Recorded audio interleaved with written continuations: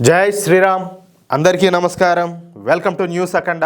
నేను మీ కస్తూరి శ్రీధర్. మిత్రులారా, మనం అందరం కూడా గర్వించే విధంగా చరిత్రలో మొదటిసారి ఓ విషయంలో మన భారతదేశం చైనానే దాటేసింది. చూడండి ఒకసారి ఈ న్యూస్, చాలా బాగుంటుంది. ఓకేనా?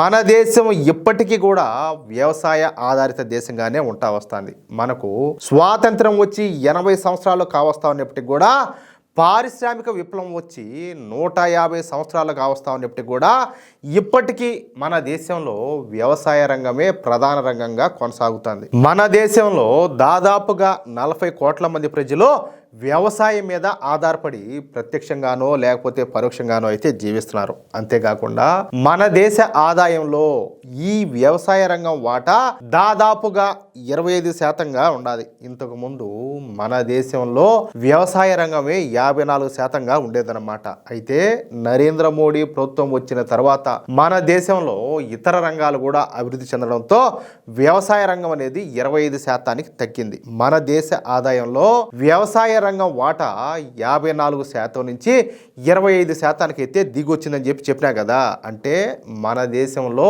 ఇతర రంగాలు కూడా అభివృద్ధి చెందడంతో వ్యవసాయ రంగం వాటా తగ్గిపోయిందనమాట. అంతే తప్ప వ్యవసాయం మాత్రం తగ్గల. పైగా మన వ్యవసాయ ఉత్పత్తులు, వ్యవసాయం మీద వచ్చేటటువంటి లాభాలు ఇప్పుడు రెండింతలైనాయి కూడా. నిజానికి ప్రపంచ ఆర్థిక లెక్కల ప్రకారం ఏ దేశంలోనైనా సరే వ్యవసాయ రంగం వాటా 10% మాత్రమే ఉండాల. అంటే వ్యవసాయంతో పాటు ఇతర రంగాలు కూడా అభివృద్ధి చెందాల్సిన అవసరం అయితే ఉంటుందన్నమాట. అవునా కాదా? అందుకే ఏ దేశంలోనైనా సరే వ్యవసాయ రంగం వాటా 10%గా ఉంటే ఆ దేశ ఆర్థిక పరిస్థితి స్థిరంగా ఉన్నట్టు లెక్క అనమాట. అంటే అదే క్రమంలో వ్యవసాయ రంగాన్ని కూడా అభివృద్ధి చేయాల్సి ఉంటుంది అనమాట. ఇప్పుడు అదే పనిని మన నరేంద్ర మోడీ ప్రభుత్వం అయితే చేస్తుంది. మామూలుగా చాలా మంది మాట్లాడుతూ ఉంటారు కదా, మోడీ ఏం చేస్తున్నాడని చెప్పేసి అని చెప్పేసి కాగ్గోలు పెడతా ఉంటారు. వాళ్లకు ఇప్పుడు నేను చెప్పబోయేటటువంటి వివరాలు ఒకసారి చెప్పండి. నరేంద్ర మోడీ గారు అధికారంలోకి రాకముందు మన దేశంలో వ్యవసాయ రంగం వాటా 50% కన్నా ఎక్కువగా ఉంది. కానీ ఇప్పుడు వ్యవసాయ రంగం అభివృద్ధి చెందడంతో పాటు ఇతర రంగాలు కూడా అభివృద్ధి చెందినాయి. ఫలితంగా ఇంతకు ముందు పారిశ్రామిక రంగం వాటా 20%గా ఉంటే ఇప్పుడు మన దేశంలో ఈ పారిశ్రామిక రంగం వాటా 50%కి చేరుకునింది. అయితే మీరు ఇక్కడ నన్ను ఒక ప్రశ్న అడగొచ్చు, మరి వ్యవసాయ రంగం మాట ఏంది అనేసి. అలాగే ఏ విషయంలో చైనానో భారతదేశం అధిగమించింది అని చెప్పి కూడా మీరు నన్ను అడగొచ్చు. ఆ విషయం కూడా చెప్తా మీకు అర్థమయ్యే విధంగా. ఇప్పటి వరకు ప్రపంచంలో వరి ఉత్పత్తిలో చైనానే మొదటి స్థానంలో అయితే ఉంది. అందుకోసం చైనా ఎప్పటికప్పుడు సరికొత్త వంగడాలను ప్రవేశపెట్టి పెద్ద ఎత్తున ఈ వరి పంటను అయితే పండించేదన్నమాట. అయితే ఇప్పుడు మన నరేంద్ర మోడీ ప్రభుత్వం వచ్చిన తర్వాత మన దేశంలో సరికొత్త వరి వంగడాలకు రూపకల్పన అయితే చేశారు. తద్వారా 3 రకాల సరికొత్త వరి వంగడాలను మన శాస్త్రవేత్తలు అయితే అభివృద్ధి చేశారు. అంతే, ఇక మన రైతులు ఈ కొత్త వరి వంగడాల ద్వారా పెద్ద ఎత్తున వరి పంటను అయితే పండిస్తున్నారు. అందుకే ఇప్పుడు ఈ వరి ఉత్పత్తిలో మన భారతదేశం చైనాను అధిగమించి మొదటి స్థానానికి అయితే చేరుకుంది. ఇక మన భారతదేశంలో ఈ వరి ఉత్పత్తి 150.18 మిలియన్ టన్నులు కాగా చైనాలో ఈ ఉత్పత్తి 145.28 మిలియన్ మెట్రిక్ టన్నులుగా ఉండదన్నమాట.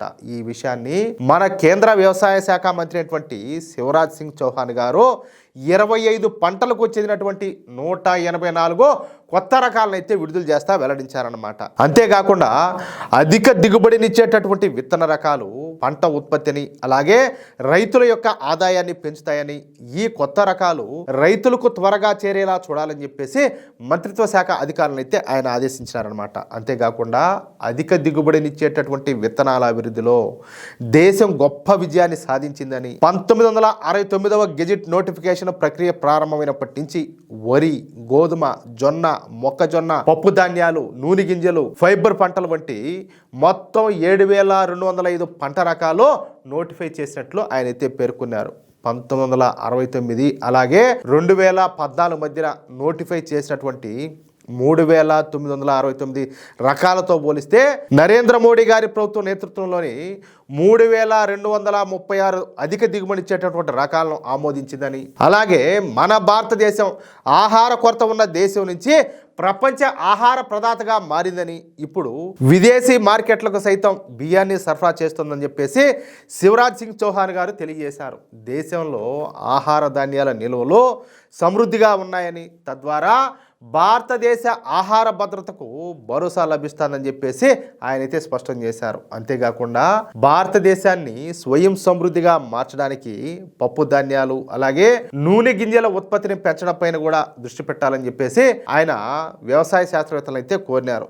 అలాగే ఫైనల్గా మన భారతదేశం 150 మిలియన్ టన్నుల వరిని పండించడం మూలంగా భారతదేశం ఇప్పుడు ప్రపంచంలో నెంబర్ 1 స్థానాన్ని ఆక్రమించిందని చెప్పేసి ఆయన అయితే స్పష్టం చేశారు. అది విషయం.